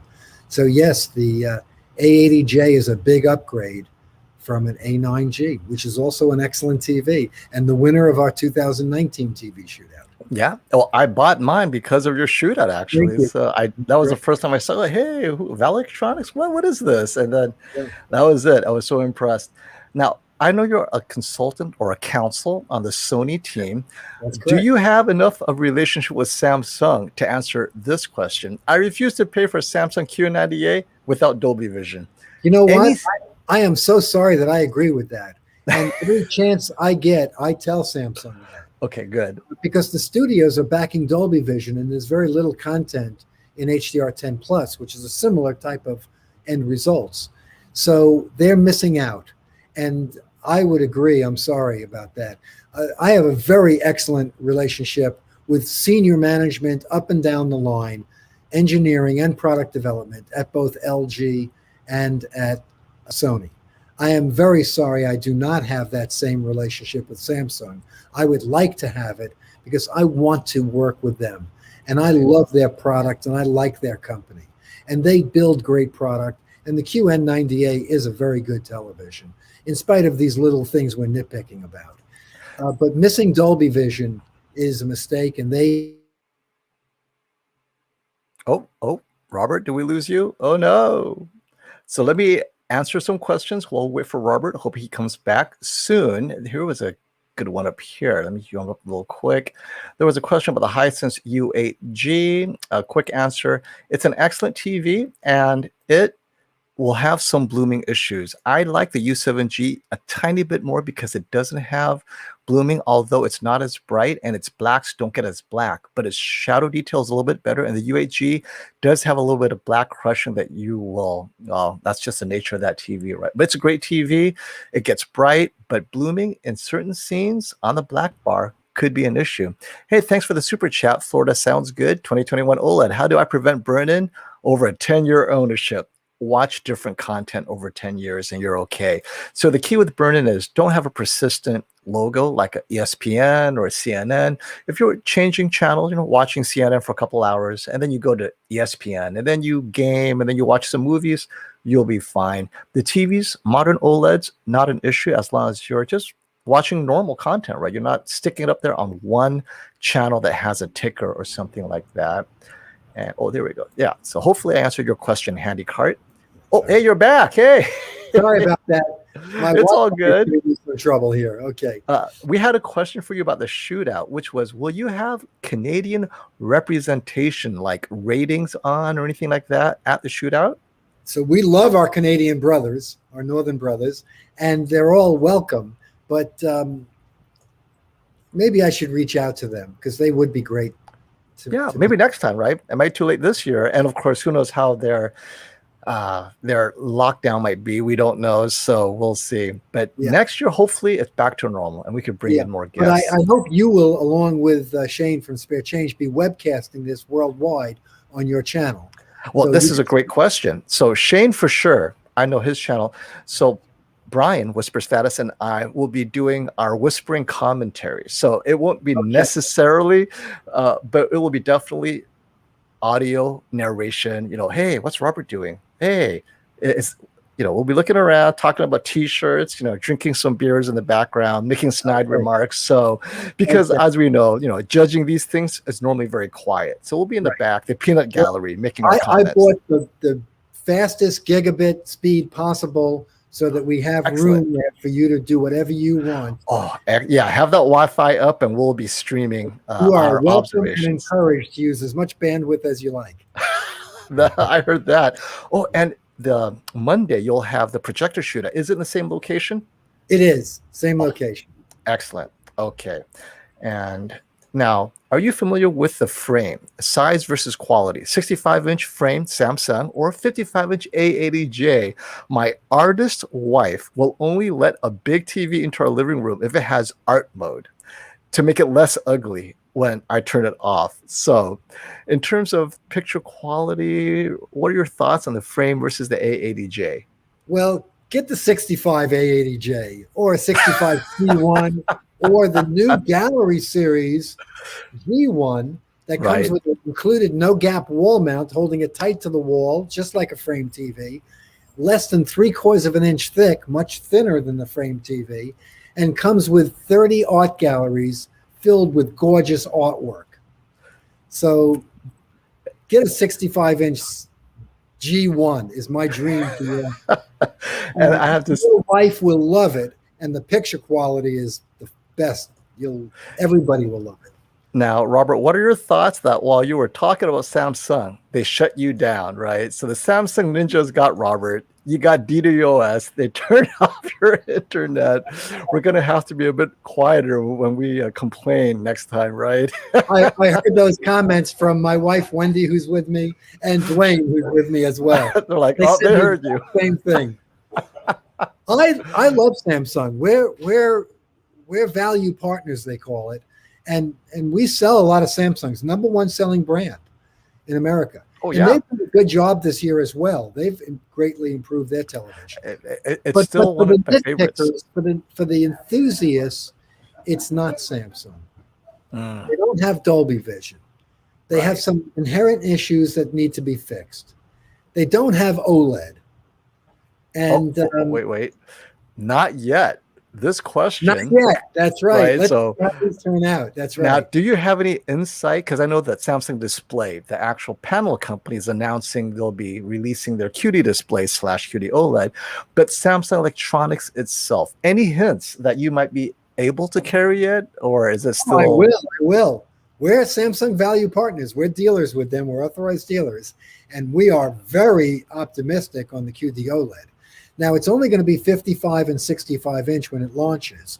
And I do think it might need a little bit of time to mature and for the prices to come down to affordable prices and for the screen sizes to get larger. Sure.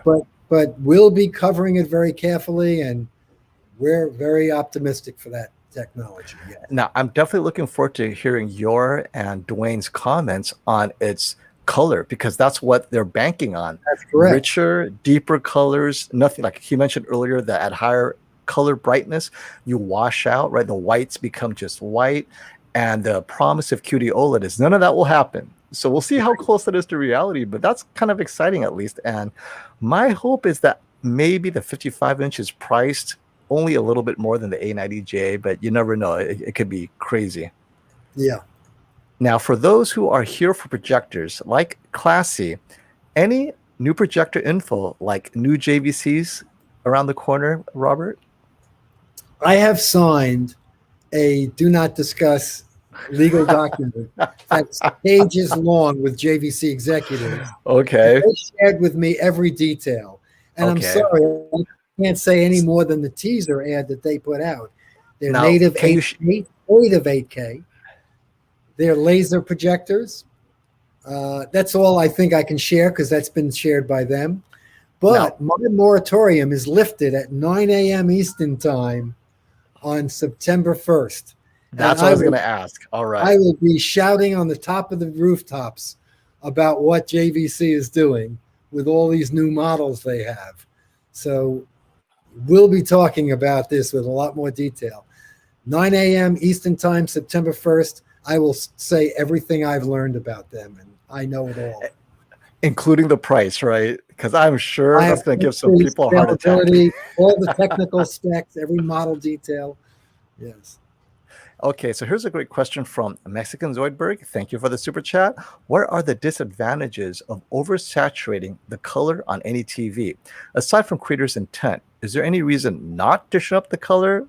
What are your thoughts on this? Because you have certain settings. A lot of people like high peak lumens, like very oversaturated images, and it does give you a nice pop. But again, you said aside from the creator's intent, it's not faithful to the way it was supposed to be presented to you. And they have a reason for doing that. They have very famous colorists. You're going to meet many of them, FOMO, at our event because we bring in top Hollywood professional colorists and film finishers to be our panel of expert judges. They have this intent because they're setting the mood of what they want you to see, the shadow detail they want you to see, especially the color that they want you to see. It tells the story to them. So I like being faithful to their interpretations. That's the only thing I can say about that. But make the TV look the way you want it to look. Your personal preference is all that matters. And if you want to brighten it up or increase saturation, those settings are there for you to do that with. But it, again, would not be accurate. So, agreed. So I'm sorry, that's the only way I can think of answering that. And as we begin to wrap up this chat, so any of you have pressing questions for Robert or any of his TV models or anything about value electronics, let us know. But I thought this was an interesting question because people are definitely saving up for the best TV they could buy, and Black Friday is the time to do it. Do you have any expectations as far as discounts on Black Friday? What models should they be excited about in terms of discounts? Right. So most of the Black Friday promotions are on the entry level and go up to the mid level with only moderate discounts on the premium products. So please don't expect to see large discounts on the high-end products. I believe, depending upon supply and demand, which is another very big element of the formula of them determining, and competition, what each manufacturer and brand and model needs to do. And they share with us what they call the promotional roadmap, all the major brands, and they let us look 6 weeks ahead. Okay. And it's fluid and subject to change. So a lot of times, a day or two before a promotion was going to start, they cancel it, or they enhance it and make it more expensive. So it's not set in concrete, but it is generally reasonably accurate, but we only can look 6 weeks ahead. That makes sense. Anyway, with the shortage of product and the high demand, because people are spending more time at home and they're looking to enhance the entertainment in their homes, and there's a shortage of supply of processors and all other parts. So demand is high, supply is low. They have no motivation to put these things on sale. They can't even fill the orders. And they just raised the price on the A90J. They raised our cost. Yeah, not just Sony. I mean, TCL 6 Yeah. series across the Yes. board's gone up. Yeah. Yes. Now, we have some questions about shipment from Valley Electronics. Do you ship to Hawaii, or do you plan to? We do, but we do charge a surcharge for Hawaii because it has to go by air and TVs are heavy. 55 is Jason. not too bad, though. Okay, so Jason, reach out to Robert and he'll arrange and let you know what the shipment is. Oh, wait, here's something from the Canadians. Ratings really wants that dual cell. They ordered it, they pre-ordered from Amazon, and now have been told it's delayed. Robert, you cornered the market. Did we not warn everyone? But now they want to know, would you be able to ship to Canada to Ratings? Oh, boy. You know, the dealer agreements from all the manufacturers very strictly prohibit selling or shipping outside of the United States. So I don't know what to say, and I want to be friendly to Ratings. I love Ratings. Man, if only they were in Toronto, they could drive across the bridge into New York. A lot of Canadians do drive down and visit us. Yeah. So BatTech, due to region restrictions, no. Yeah. But if they walk into the store, will you have dual cell in the store? Because I know you can maybe ship. So they will have inventory in the store, and if the backlog continues on the Amazon side, they know where to get it. Just give Robert a call. That's cool. I love it. Okay, so I don't have any other questions for you, Robert. Now, before let you go, why don't you tell us anything exciting happening at Valley Electronics? Any other arrivals? We know you have the dual cell coming. What other TVs are you expecting that we don't know about? Well, just this week was the last of the high-end flagship TVs for the 2021 model year. So we did get the QNED99 in both sizes. QNED90 will be here tomorrow. We did get the X95J. We did get the Z9J. And next week we'll have the dual cell. So everything just happened or just will be happening. And thank you to the LG and Sony very nice allocation gods that gave us the very first allocations of these TVs. So that's what's exciting, and they are beautiful televisions. This is the biggest advancement year we've seen in almost 10 years. I couldn't agree more. And before you go, this is a really good question by Red Pill Adminster, his super chat, because I mention this all the time. If a bigger TV and overall surface area means more brightness, how do you measure that? For example, how much brighter is a 77-inch A90J over a 65 A90J, even though they have the same peak nits? You know, that also is a very good question. The reason that it's brighter is because it has a larger surface area, and when even peak lumens, even in specular highlights, are just a small percentage of the screen, it's a larger percentage of the screen.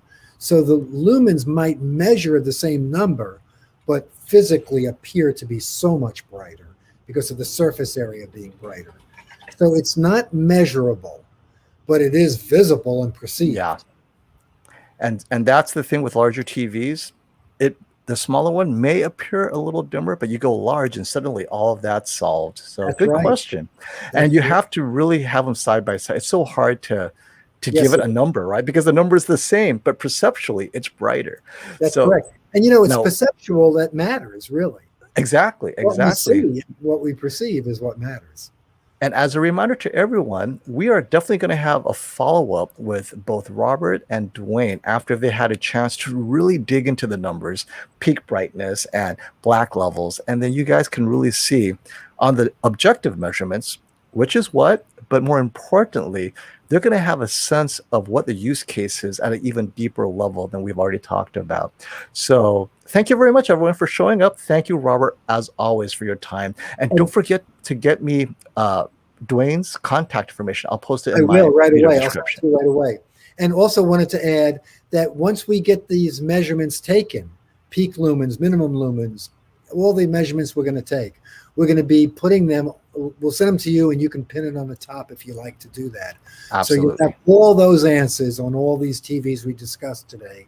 And I'll also be active in your forum, as I always am, to answer questions as they come up. And I'm always available by telephone and email as well. Well, I think that's a problem because your phone is like always busy. I'm thinking, oh no, are my viewers calling you again? I can't even get through, right? we love your members. Thank you. Well, thank you again, Robert, for being on. I know your time is busy. Brian tells me all the time, he walks in, everyone's hard at work, and he's starting to pick up nails and hammers and help you guys out. So it's really good to see you again. And we'll talk next time. We'll set a date and we'll catch up. FOMO, I love you and I love your channel. I love what you do. We share that love and passion for premium audio and video, and we love educating the public. So we have a lot in common, and I love being on your channel. Thank you for inviting me. Thank you for coming on, and I'll see you at the shootout. Thank you so much.